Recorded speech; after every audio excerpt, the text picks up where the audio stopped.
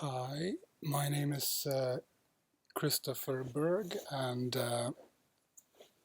today is the 12th of June 2020,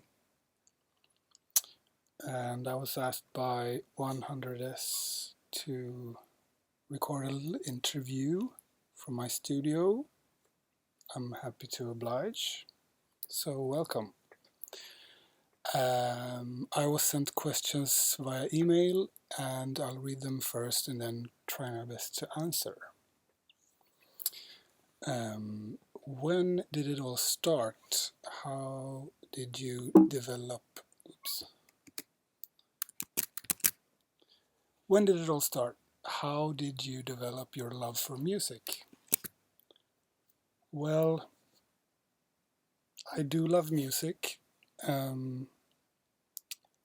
I don't remember not loving music before, but basically my parents worked with music when I was growing up. So instruments were around to be played with, just like toys were around. And I think that helped in making it like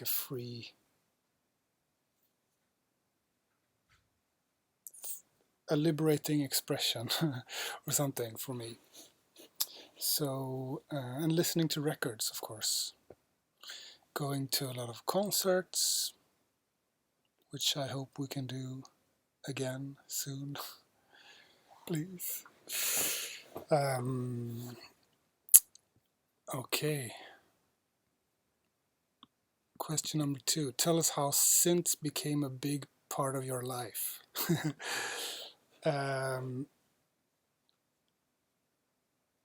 I guess I remember, I think at some point when I was a kid, I wanted a camera for Christmas and my brother wanted a synthesizer.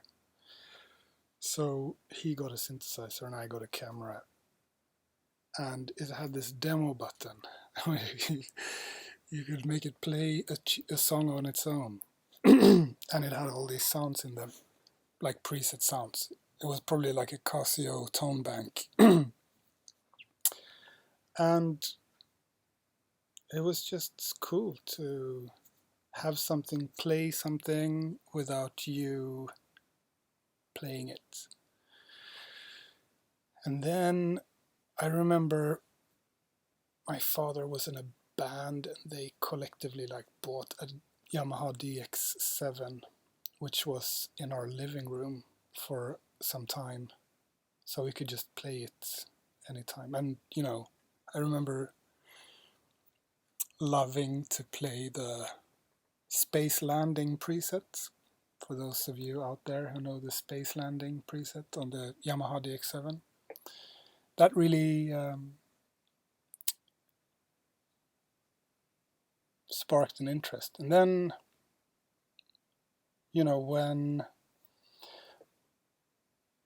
when synthesis started being, virtual in computers, I don't remember what year this was, but I remember the first virtual synthesizer I tried was called VAZ.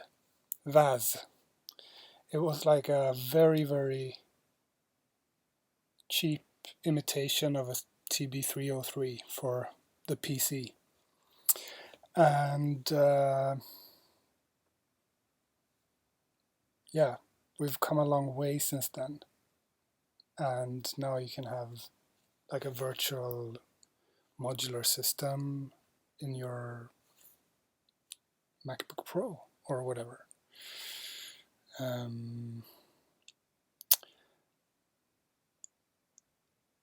I guess they became a big part of my life when I was hooked on modular synthesis. And really that happened when I was working with Depeche Mode and working with Martin Gore's collection of modulars, both Eurorack and Surge and Moog and synthesizers.com, and yeah, you can probably image Google his collection of instruments and find some really nerdy photos there. But that was awesome to be able to try almost everything out there and compare it to each other, see what sounded best for specific kinds of sounds and stuff. So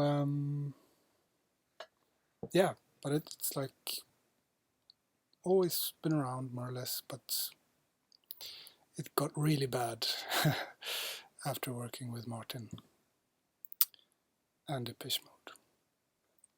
Next question. Do you remember when you wrote your first song? What guided you to that moment? What did you feel? Wow. I know that somewhere I have a cassette tape of myself singing a song that I made up. My father gave me and my cousin a cassette recorder with a microphone. I think we were like 2 or 3 years old. We were like toddlers, and because he wanted us to record ourselves. And I remember that song being about going on a balloon ride, like a hot air balloon ride. I don't remember what I felt like. I guess a feeling that comes to mind is like, right when you've written something and the emotion you have afterwards is like surprise and disbelief. Like, wow, I had no idea that I could write a song like this or do this. I think that's the drug that makes you do it again and again and again. Okay, next question.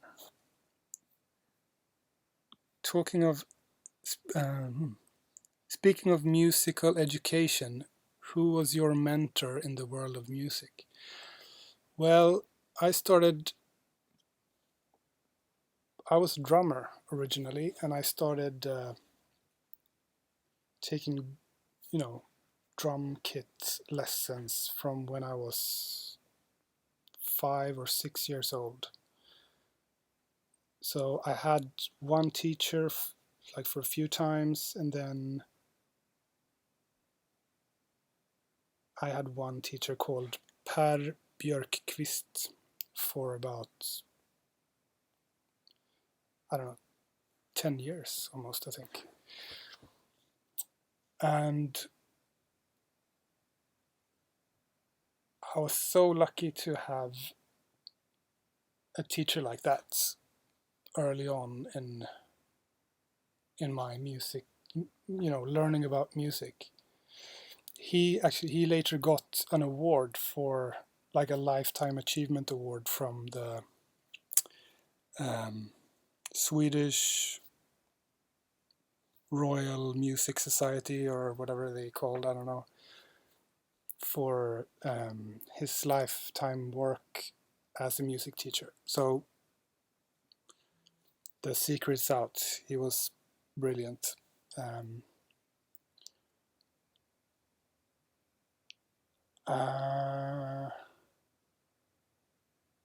don't know. The stuff I'm interested in, is not your regular textbook knowledge kind of teacher. The music I was interested in when I was, at the age of when you should go to like higher education, university and so on, I was interested in dance music created by transgender, gay, African American, Afro-Cuban. I mean, it's not something that's, I guess classical music and jazz is like higher education, academically accepted and stuff. But one thing that really made a difference for me was reading a book called Last Night a DJ Saved My Life. Let me see. It's not in my bookshelf now. I lend it out to people now and again. But if you do one thing, read that book. Last Night a DJ Saved My Life. It's by Bill Brewster and one more guy.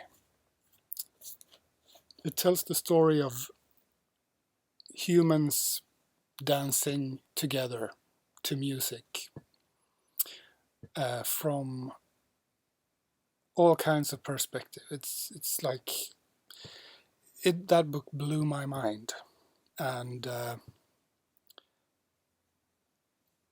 just read that book.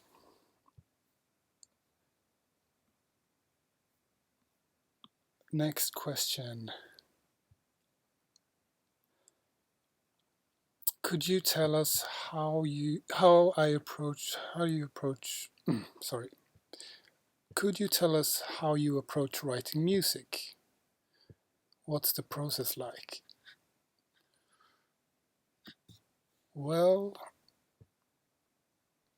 it's always a bit different, but in later years, I've been trying to not be so concerned about how to start something up. It's more important that you do start something. I have this favorite quote from Pablo Picasso. Inspiration finds you working. I think that's a genius statement. Why? Because,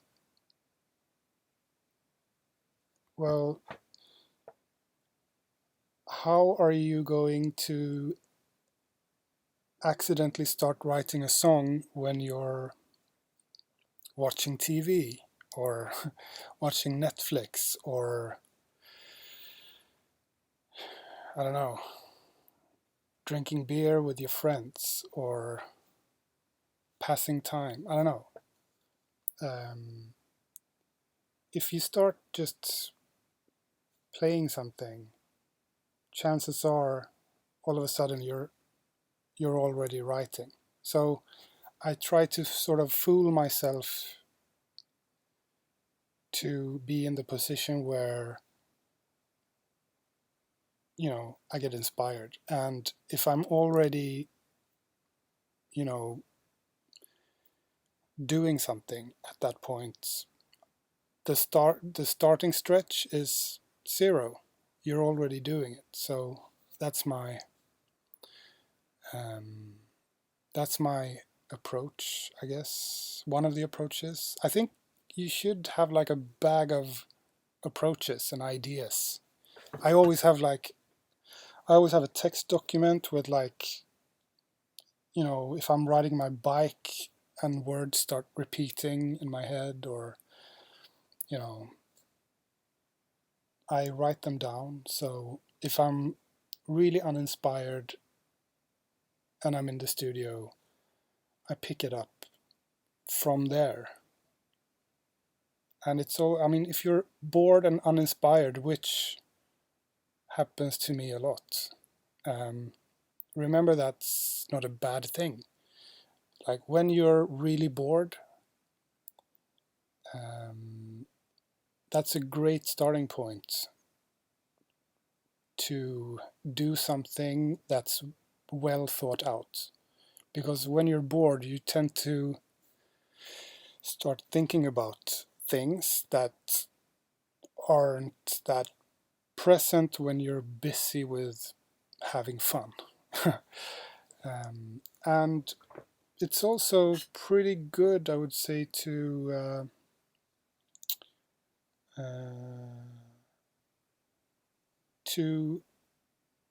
to not stop yourself from doing something when you're bored and uninspired, because a lot of great stuff of mine that I think are some of the best is like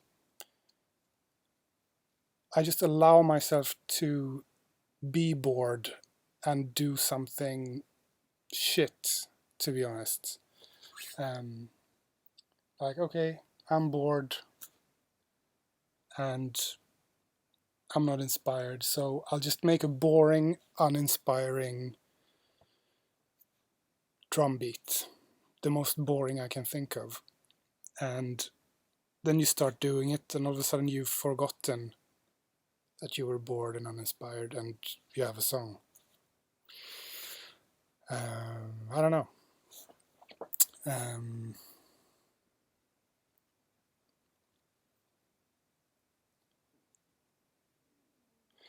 okay, next question is, how intuitive is the process of making music?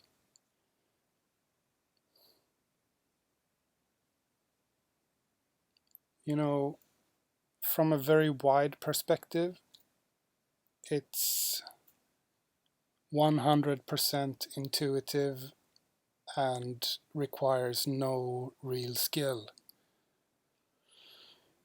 Because as long as you have the audacity to conceptually call something a song, anything can really be a song.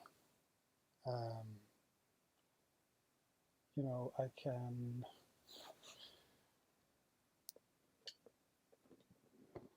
I can use anything for an instrument and go like, baby, I love you. Baby, I love you. Baby, I do. La la la la la la. That's my song. It's called Baby, I Love You. And now I've written a song. So conceptually, it's not that hard. But when your work is to produce music,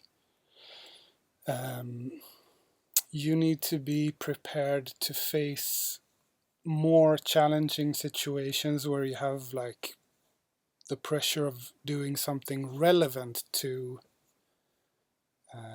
your job, right? So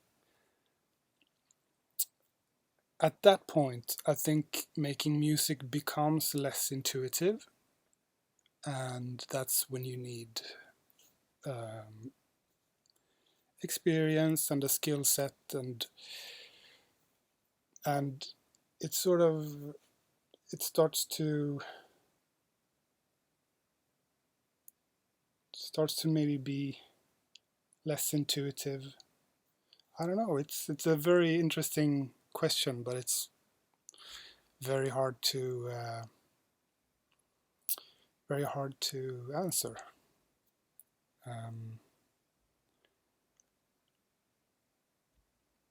I suppose the intuitiveness of making music is like, the more you learn about making music and the more music you make, the rarer the intuitiveness becomes. I think that's probably why you see all these toys and gadgets and boxes behind me, is because as a music maker, you're always searching for that, first, like I was talking about the drug before, like the first cut is the deepest. Like the first time you played an instrument and wow, made a song. Like that feeling, you want that back, because it's really addictive. So I guess constantly trying to put yourself a little bit out of your comfort zone can sort of, if not create that, but at least emulate it, and to have yourself be in a position of experience and intuition at the same time. That's a really good place to be in, creating something, no matter what form of art that you pursue. Okay, next question. Depeche Mode question. Okay, about the process of working on the Delta Machine album. What was special about working on it? How did you find the right mood? And of course, what was your inspiration during the whole process? Okay. Everything was special about working on that record.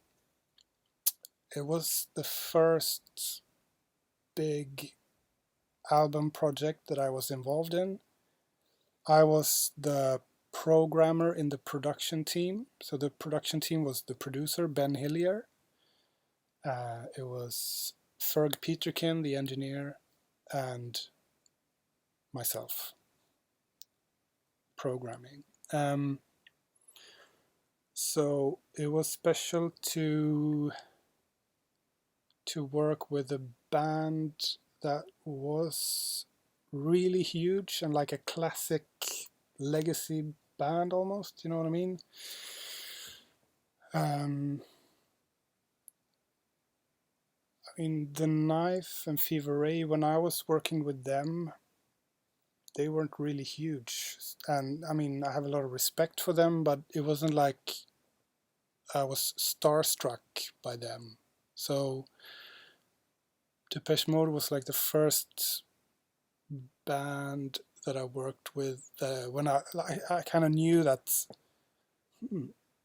what, I might get starstruck meeting these people. So before going to the first session, I really just had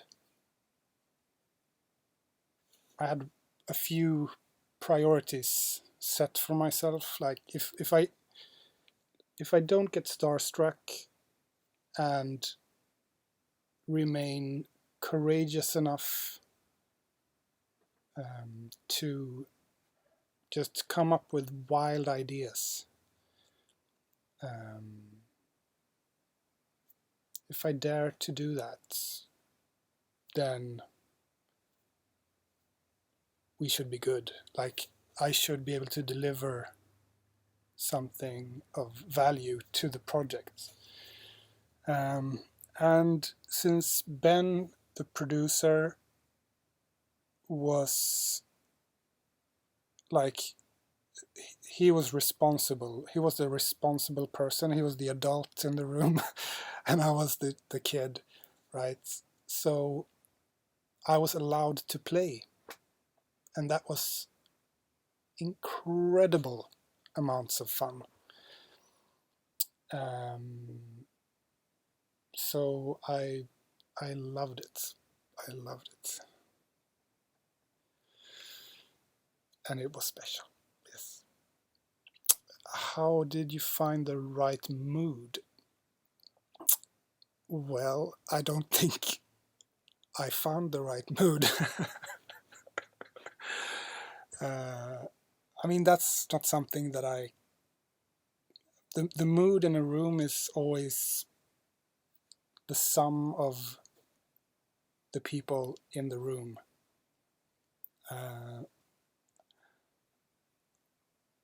On levels like, I don't know, on some levels, I mean, this is a good question, but hard to answer as well. How did you find the right mood? I guess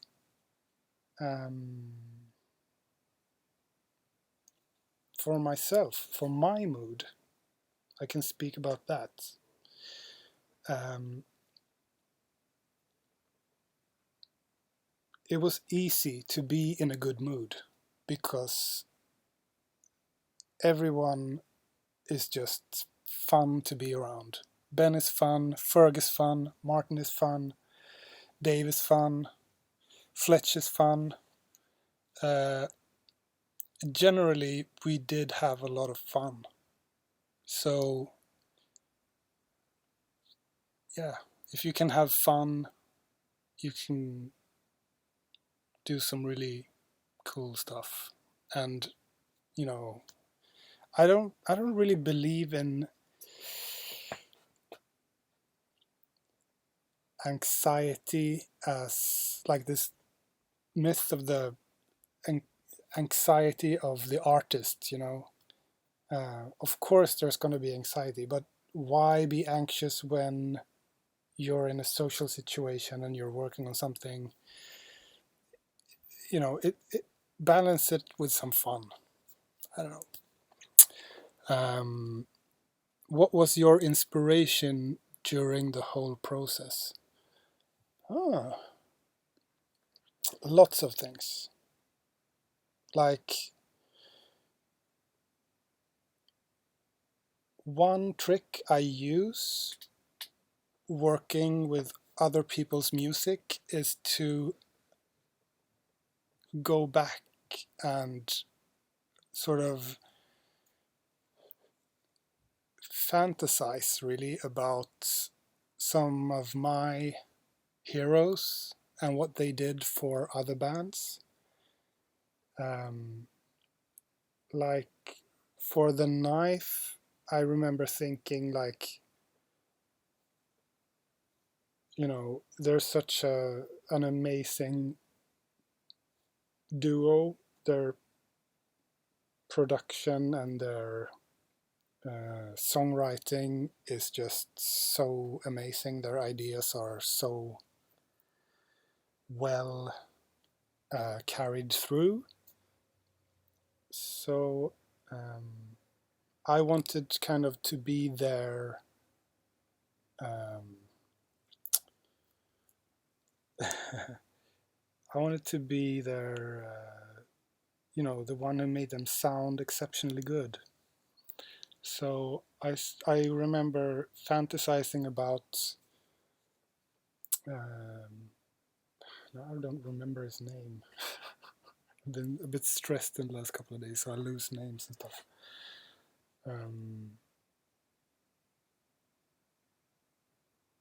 The guy who recorded the Beatles, Sir Paul John. No. Anyway, it's not important. I try to fantasize about what other people did for bands in the same way, without like just behind the scenes. Those are some of my favorite people, and that excited me about working with Depeche Mode, maybe even more than working with them. Was like Francois Kevorkian, who's a huge inspiration of mine, worked with them before. Mark Bell, who's a huge inspiration for me, worked with them in the past. Gareth Jones as well, huge inspiration. Flood, huge inspiration. So, you know, that was the greatest honor for me to follow in their footsteps. And I don't know. Then I remember bringing some references to the process, like Richard Piñas, this French early electronic composer, Ashra Temple, Manuel Götzing. But I mean, and then if you make electronic music, there are sounds that you sort of have to relate to, like Kraftwerk or Depeche Mode or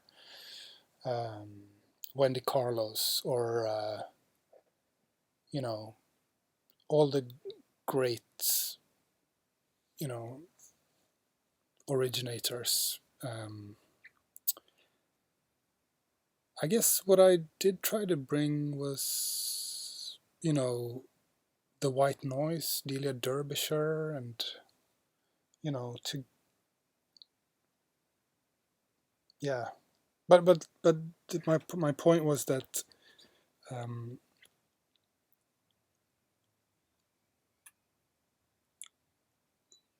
with all the other electronic music I had made up to that point, there was always, you know, in the process somewhere like, is this too much Depeche Mode, or is this, can we get away with it?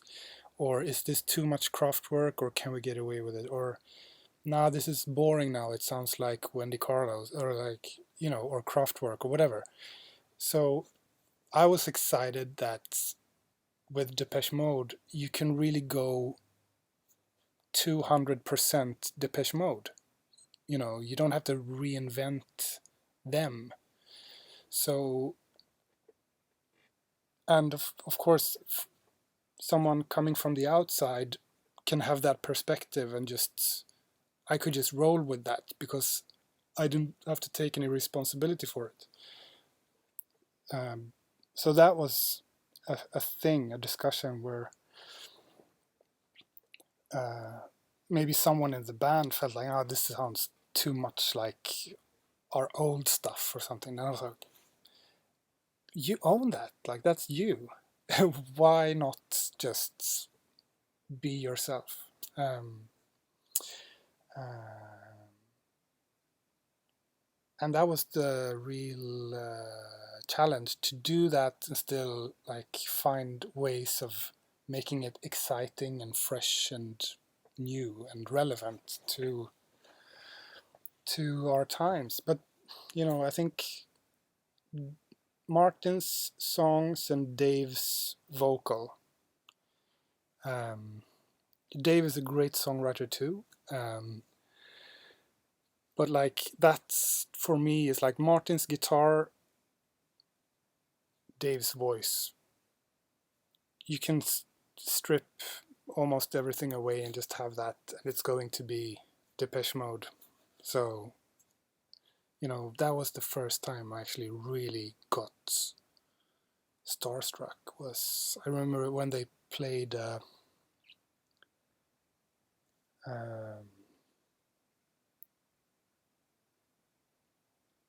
one of the songs. I can't even remember the name of it now. I'm really sorry. This is super bad. You'll have to edit this or something.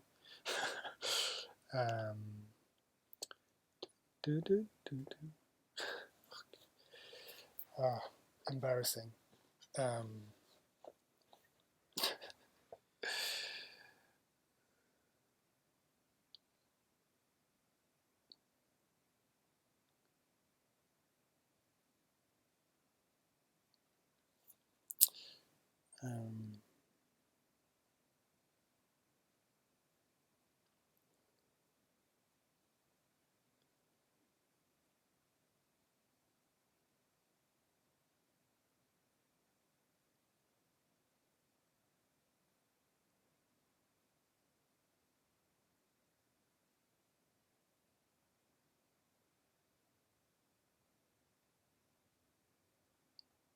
Was it Angel? Anyway, the first time Martin plugged the guitar in, started playing, and Dave started singing. It was about like a few weeks of just hanging out and setting stuff up and stuff. And I was like, oh, fuck. I'm in the studio with Depeche Mode. Like, what, you know. And I was like, oh shit, yeah.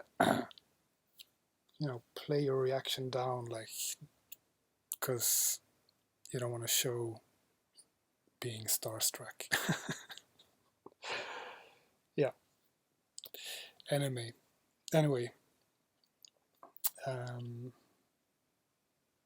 Next question. What is your favorite track of yours? My favorite track of mine.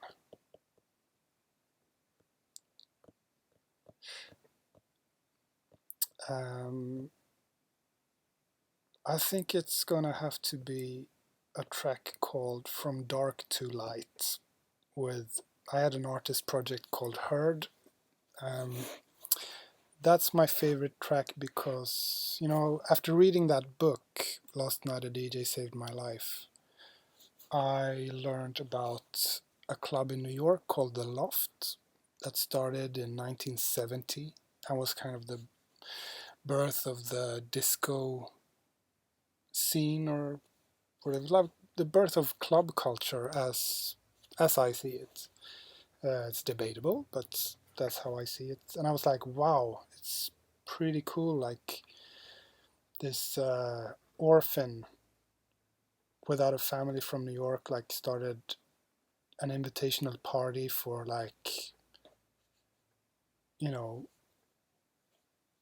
didn't matter who you were, like gay, straight, trans, bi, um, blacks, Latinos, Asians, everyone could come, and his idea was like, if we can dance together, we can live together. And I think that's beautiful and very powerful. And after reading about that, it felt like I was born at the wrong time or something. And then I learned that you could actually go, that David was still doing parties in New York. So my first trip to New York in my early 20s was to go to the Loft. And that was a mind-blowing experience.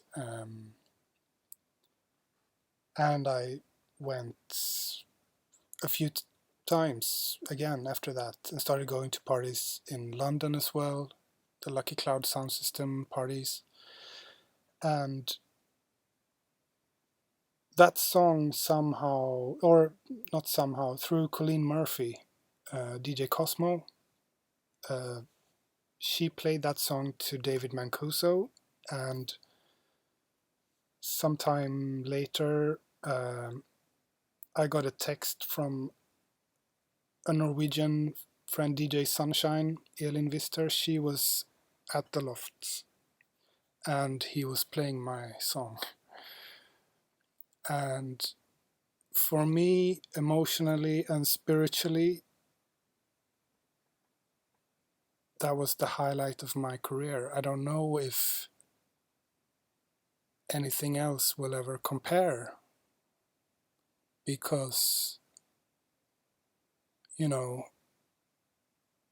to partake in a culture that you owe so much inspiration to, and to get so much energy from it, and for my energy to be put back into the fusion reactor of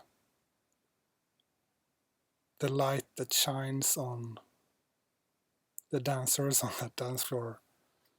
I get really emotional talking about that. That's it meant the world to me. It still does.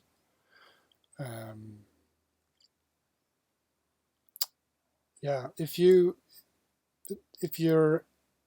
been in a club at all, you've whether you know it or not, every one of us, we owe thanks to that whole scene, to David Mancuso, to, Larry Levan, to the musicians in those bands, like to War, the band War. Yeah, I'm super grateful.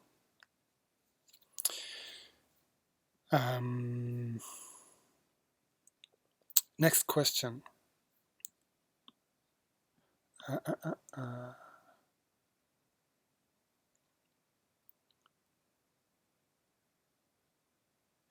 As a producer, do you understand why some good tracks don't make it to the top and don't become hits? What's the problem? Well, if everyone knew, then it wouldn't be so hard. um, this is my 2 cents on the issue. Like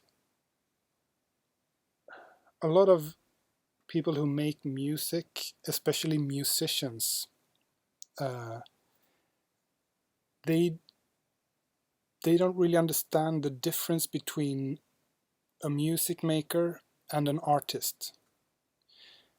For something to become a hit, um, there it's like, imagine the eye of a needle, and then imagine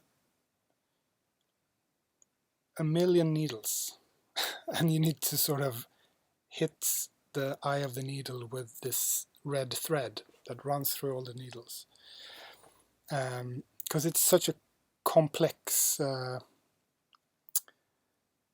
process to get something really 100% right. My definition of an artist as opposed to a musician is that the artist is always the most courageous person in the room at a specific time. The artist is always the most courageous person in the room, in space-time, really. I can apply this definition to all my heroes, all my artist inspirations, and it works for me. If it doesn't work for you, never mind, but it works for me. And it helps me to understand things like this. As a producer, what's the problem? That's an interesting question, because a lot of a lot of artists these days, they're self-producing, and it becomes a problem because it's not as easy to spot problems in yourself as it is to spot problems in someone else. And my job as a producer is to not just say you have a problem. It's to say, in a way that doesn't offend the artist, like, I see potential of improvement here, and I have a fun idea of what we can do to solve the problem. That's my job. And then it's also my job to say, to have a plan for fixing the problem. So not only should I spot the issue, I should also have an idea of how to make it work, and then plan the process of making it work, and then doing it, making it work. So as a producer, that's what I need to do. The difference between making a good song and it being a hit is like, if you do something that's like a copy of something that was made in the 80s, maybe that was a really brave thing to do in the 80s, but it's not anymore. What's the most courageous statement you can make today?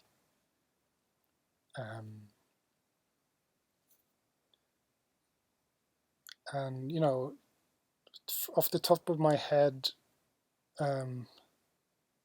as a white male privileged person, the most courageous thing for me to do right now is to shut up and listen and not talk so much. That would be, it would be very interesting to see, you know, to see that. It would be brave of white privileged artists to basically shut up and lend their space to people of color for their fans to be introduced to. How do you do that? Like, that's an interesting, brave thing to do. Since this is an interview, I'm gonna keep talking even though I'm a privileged white man. But it's important to talk about, and it's a very hot issue in the world. Why something doesn't become a hit? Well, basically you need a lot of luck. Like if you made a good song, that's just the start. It's maybe the first 10%. Like you need the good song, you need for lots of people to discover it at the same time. It needs to be relevant to people on an emotional level. It's not simply about the music, sadly. It's about, it's just so complex, and I keep learning about this even now. Anyway, we'll move on. But very good question. Question number 10.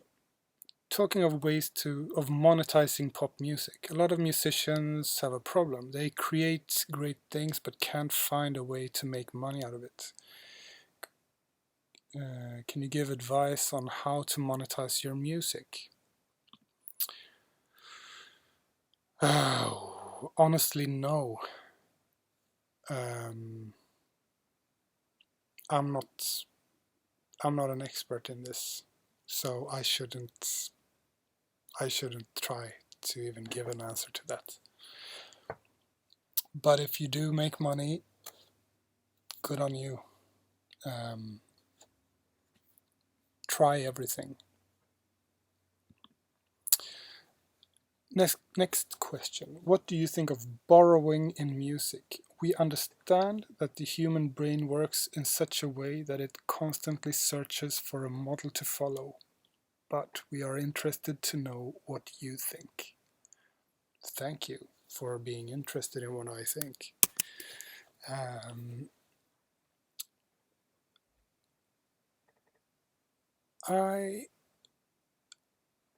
I think it's the most interesting thing to do for me is to borrow on a conceptual idea level. For example, there are songs that I've listened to like 100 times over, asking myself this question: what was the idea that made them record this? I can take one example, Running Up That Hill by Kate Bush. I've listened through that song so many times, and it's incredible.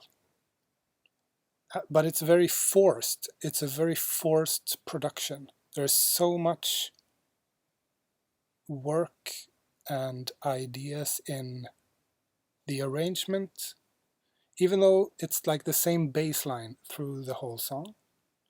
The structure is very advanced. And what makes that song stand out from almost any other song that I've analyzed like this is, more or less, after the second verse, it's straight chorus. Like, this is the song, this is the intro, verse, and like 2/3 of the last part of the song is chorus or middle. It's like you can debate it, but it's more or less chorus for the whole end of it. And I wonder, maybe that was a problem in the beginning. Like, we don't have another verse. How do we extend the song using only the chorus? And that's a good idea for a production. Like, how do we solve this problem in a new way? What do we do with this song when we don't have another verse to put in at the end, or like between the last two choruses? So I try to think like that, because it's not fun to just, and it's illegal too, to just steal a melody. But it's very interesting to fantasize about your own musical heroes. Like, why did they do things the way they did? And then you can start, if you start, like, oh, let me show you this.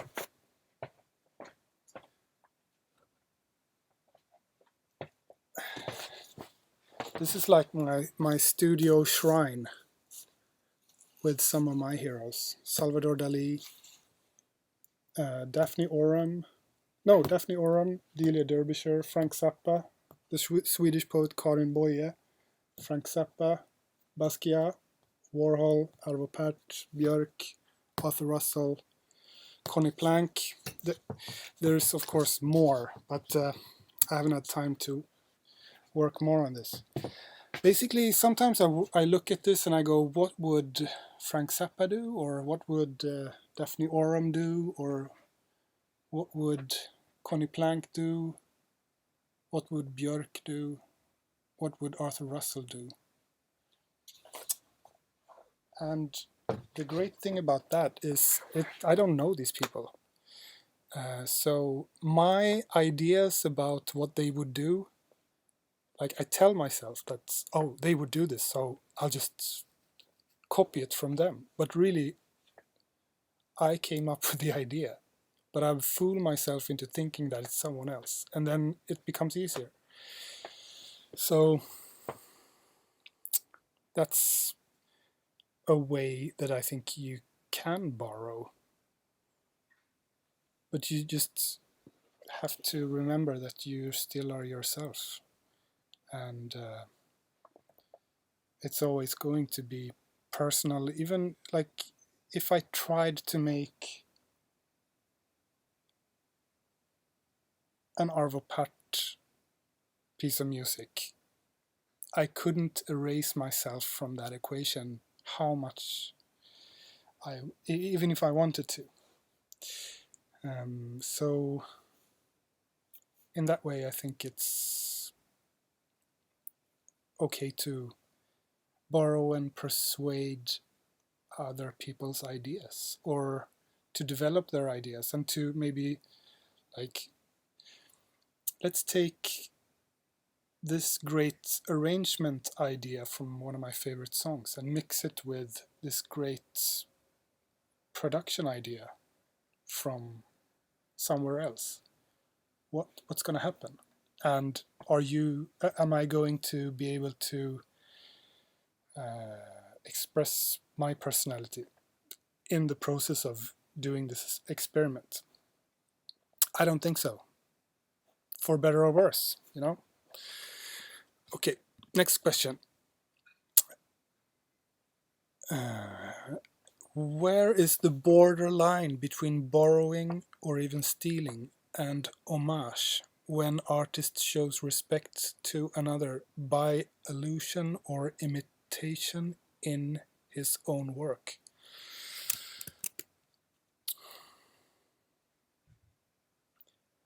For the legal definition of theft, I think, a musicologist or an immaterial rights attorney would be a better person to ask, but I mean, technically, you're not allowed to borrow even phrases. And I mean, Pharrell Williams was sued by Marvin Gaye's estate for being like too close in production to a song, and they won. Marvin Gaye's estate won.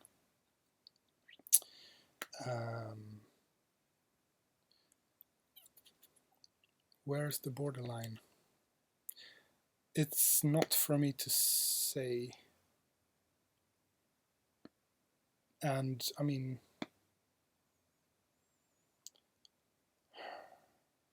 yeah, it's not for me to say. I think someone else should answer that, who knows more about it than I do. Last question. What do you think about competitiveness in music? Do you feel it? Does it help you to be more productive, or does it have an opposite effect?